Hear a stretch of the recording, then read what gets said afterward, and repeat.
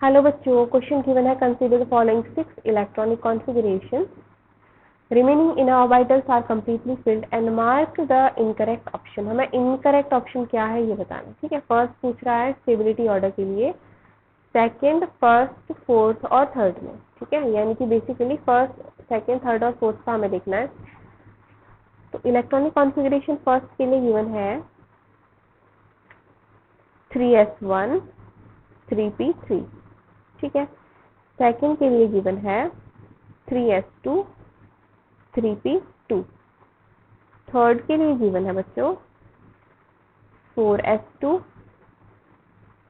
3d4।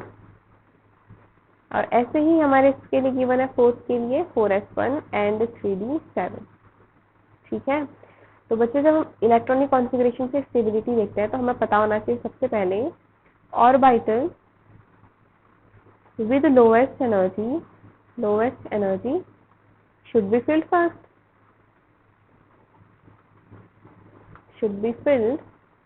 first, all right। और ये बोल रहा है कि प्रीवियस जो इलेक्ट्रॉनिक कॉन्फ़िगरेशन है रिमेनिंग वो फुलफिल्ड है।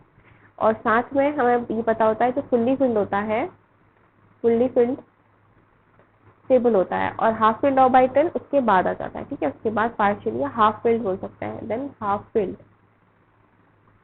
ठीक है। तो इसके हिसाब से हम अपना आंसर निकालते हैं। तो फुल्ली फिल्ड हमारे पास सेकंड गिवन है और फुल्ली फिल्ड हमारे पास थर्ड गिवन है, ठीक है। तो सेकंड और थर्ड का तो प्रेफरेंस ज्यादा होना चाहिए, और ऊपर से सेकंड वाली की एनर्जी 3s2 3p2 में है तो उसकी एनर्जी कम है, तो सेकंड देन थर्ड, राइट। लेकिन हमारे ऑप्शन में गिवन है second, first, fourth and third, यानी कि ये इनकरेक्ट हो जाएगा, ठीक है। तो ऐसे ही हम अपना सेकंड ऑप्शन देखते हैं, ऑर्डर ऑफ स्पिन मल्टीप्लिसिटी, ठीक है बच्चों। स्पिन मल्टीप्लिसिटी निकालने के लिए हमारे पास फॉर्मूला होता है, ये हम अपना ऑप्शन बी डिस्कस कर रहे हैं। स्पिन मल्टीप्लिसिटी निकालने के लिए 2s+1 is called spin multiplicity, spin multiplicity, okay. तो जहाँ पे जो s होता है वो क्या होता है, स्पिन होता है। This is called the number off spin quantum number, ठीक है, चाहे वो +½ है या -½ है, ठीक है। तो हम उसको क्या लेते हैं, मॉड में लेते हैं। तो हम वैल्यूज पुट कर देते हैं इन सबकी। तो ये भी हमारे पास 1 2 3 और 4 के लिए पूछ रहा है। तो फर्स्ट के लिए हो जाएगा 2 इंटू स्पिन की वैल्यू हो जाएगी 4/2 विच इज 2 + 1, ठीक है। सेकंड के लिए हम निकालेंगे 2s+1, स्पिन की वैल्यू हो जाएगी इसके लिए half and half which is 1 + 1, ठीक है। टोटल स्पिन होता है बच्चों, this spin is total spin. तो हम इसी वजह से क्या कर रहे हैं, ऐड कर रहे हैं, दिस इज टोटल स्पिन, हम ऐड कर रहे हैं। ऐसे हम अपना थर्ड ऑप्शन देखते हैं। थर्ड ऑप्शन में क्या हो जाएगा, 4/2 आ रहा है ना। तो 4/2 मतलब 2, फिर से 2 इंटू 2, 4/2 लिख लेता है पहले, चलो 4/2 + 1 विच इज 2 इंटू 2। ऐसे अगर अपने फोर्थ ऑप्शन में देखें 6 आ रहा है, यानी कि 6/2 आ जाएगा +1। तो ये आ रहा है हमारे पास 5, इसकी स्पिन मल्टीप्लिसिटी आ रही है 3, इसकी मल्टीप्लिसिटी आ रही है 5, इसकी फोर्थ की मल्टीप्लिसिटी आ रही है 7, ठीक है। आई होप इसमें में कोई कंफ्यूजन नहीं है ना। और हमारी फर्स्ट और थर्ड की सेम आ रही है बच्चों, है ना। फिर उसके बाद हमारी आ रही है फोर्थ की सबसे ज्यादा आ रही है। तो ये चलो अब अपना ऑप्शन देखते हैं। पूरा order of spin multiplicity 4, then 3 और 2 की इक्वल है, देन सेकंड की है। तो ये तो एकदम करेक्ट हो गया, ठीक है। थर्ड देखते हैं वी, यानी कि ये वाला जो इलेक्ट्रॉनिक कॉन्फ़िगरेशन है does not violate all the 3 rules of electronic configuration, ठीक है।